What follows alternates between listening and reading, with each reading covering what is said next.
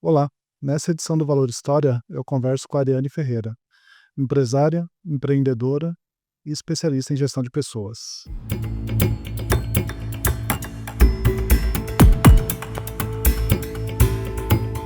Ariane, obrigado por aceitar participar conosco.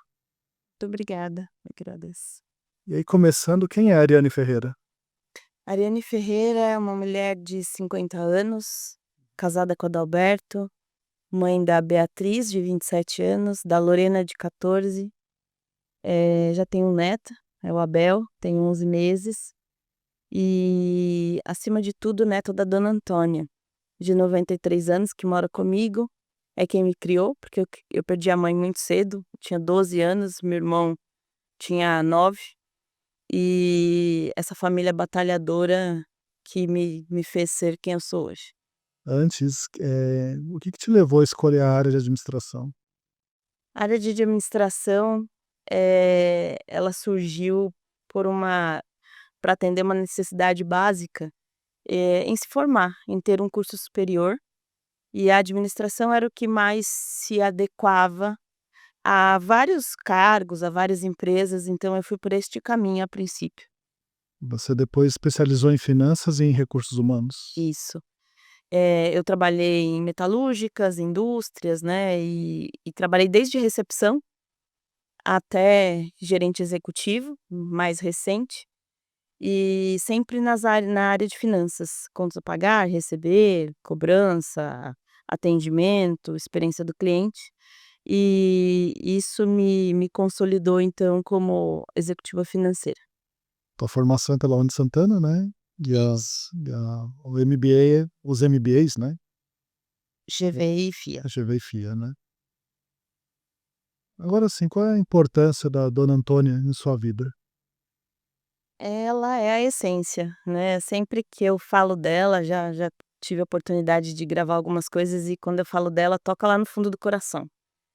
Porque ela é a mãe da minha mãe, é a pessoa que me viu nascer, que me criou, a mim, o meu irmão e meus primos, e me trouxe todos os valores que eu aprendi, foi com ela, do jeito dela. Depois a gente estuda, faz faculdade, faz MBA, se chega num momento da vida onde você é chamada de executiva, e a gente aprende inglês, aprende outras línguas, mas a minha avó me ensinou do jeitinho dela, a melhor maneira possível e todos os valores pelos quais eu aprendi e depois ao longo da carreira. Ela é, depois de Deus, que eu tenho muita fé, ela é tudo na minha vida. Quais os principais valores que ela te ensinou? Ser íntegra, ter caráter, não desistir. E esse não desistir, inclusive, tratei em terapia depois, porque ela me ensinou a não desistir, e até hoje eu nunca desisti de nada, e aprendi que o desistir dela era ressignificar, é insistir, é persistir, é se preparar para, e num determinado momento a gente aprende a ressignificar. Ela tem quantos anos? 93. 93. E arrisco dizer que ela é mais lúcida que nós 2 juntos. É, não duvido. Ela é daqui de São Paulo mesmo? Ela nasceu em São João da Boa Vista. Ela fala que é uma cidade entre São Paulo e Minas. E você ficou cerca de 20 anos na Porto Seguro, não? 20 anos. Eu antes de entrar na Porto, eu trabalhava numa metalúrgica em São Bernardo, e eu procurava uma empresa sólida. Até porque o meu histórico sempre foi de trabalhei em 4 empresas com a Porto 5, que faliram as 4 anteriormente. E eu falei assim: "Não, eu preciso trabalhar numa empresa sólida". E quando eu entrei na Porto, eu entrei como assistente, e o cargo que eu tinha anterior já era de coordenação. Então eu optei pelo ressignificar de novo, dar alguns passos para trás, para poder me aventurar aí, me dedicar numa empresa maior. E na Porto eu comecei então como assistente, passei pelos cargos de, analista pleno, analista sênior, coordenação. E depois gerência, que daí é um cargo executivo de responsabilidade, inclusive que assinava pela empresa. Foram 19 anos exatos na Porto Seguro. E aí você virou uma chave, né, que hoje você tem a Evolution, né. Exato. Como é que foi essa transição daquela empresa que lá atrás era empresa segura para Sim. hoje se jogar no empreendedorismo? Eu vou falar da minha avó de novo. A minha avó sempre falou assim que a gente tinha que ter uma casa, um carro e um telefone. Ou seja, o que que ela me ensinou com isso? A poupar. E eu sempre fui uma pessoa muito, programada com finanças, óbvio, né, trabalhava com finanças, mas eu sempre cuidei muito dos meus negócios, do patrimônio, procurava não ter dívida. E em algum momento da minha carreira na Porto, eu determinei, lógico que com o aval de Deus, que aos 50 anos eu sairia do mundo corporativo, do CLT. E eu me organizei primeiramente financeiramente, psicologicamente para isso. E no dia do meu aniversário eu tomei essa decisão, 7 dias depois eu saí da Porto. E essa decisão em conjunto com a liderança ali na época, e foi uma das melhores coisas que eu fiz. Tenho certeza, convicção, né, na verdade, que o tempo que eu passei foi aprendendo, desenvolvendo, realizando, e queria que fosse do meu jeito agora, por isso fundei a Evoluria. Legal. Foram quantos anos se preparando para esse momento? No mínimo 8, Nossa, 8 anos. 8 anos, Você com esse esperou 8 propósito.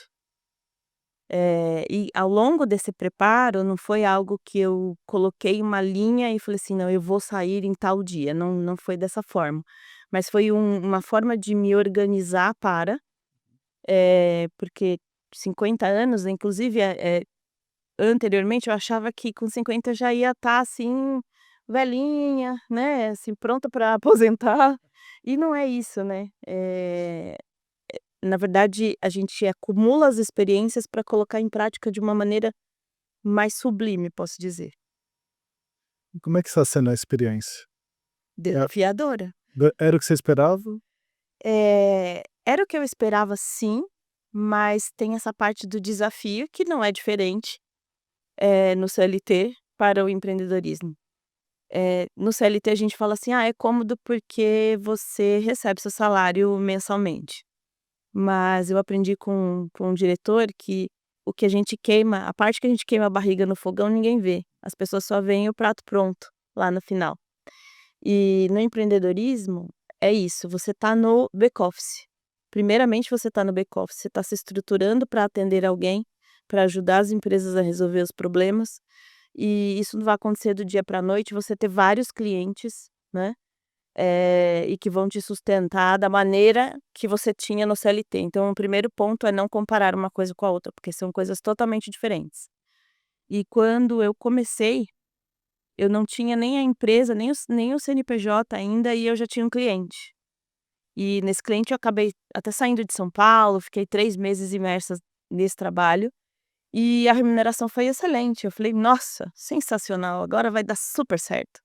Depois desses 3 meses, um vale. Eu falei: "Opa, como que vai funcionar isso?".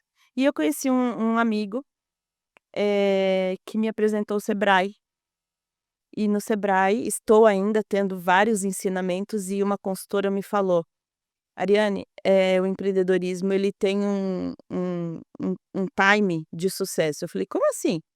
"No mínimo 2 anos". Para todas as pessoas? Ela falou: "Não necessariamente, mas coloca isso na sua cabeça para você não sofrer muito". Então o desafio, na verdade, ele é composto desses altos e baixos, digo, muitos clientes, poucos clientes, às vezes zero clientes, né. E isso é bastante significativo e importante ao mesmo tempo, porque faz parte do processo. Não dá pra gente passar as etapas do processo sem viver ele, porque, como eu falei no começo, primeiro cliente, remuneração excelente, eu ia me achar a melhor empreendedora em 2 meses de trabalho, 3 meses de trabalho. É. Não ia funcionar, obviamente. Na verdade, o risco ele sempre existe, só que no CLT não somos nós que corremos esse risco. Diretamente não. Tem alguém acima ali que está responsável por isso, né. Exato. E como empreendedora, você que está agora à frente desse risco, né. É. Já são quantos meses de Evolution?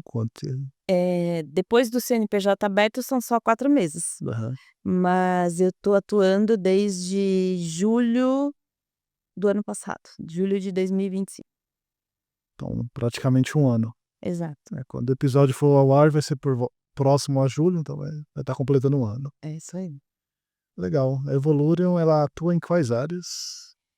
Atua nas áreas principalmente, financeira, né, porque o foco do trabalho, ele inicia nos processos financeiros, com o objetivo de revisar todos os processos, ajudar os empresários e empreendedores a trazer mais clareza para o negócio, porque a gente sabe que muitos vão com o bordão, né, cara e coragem, e saem fazendo sem estrutura, sem processo, sem dinâmica alguma.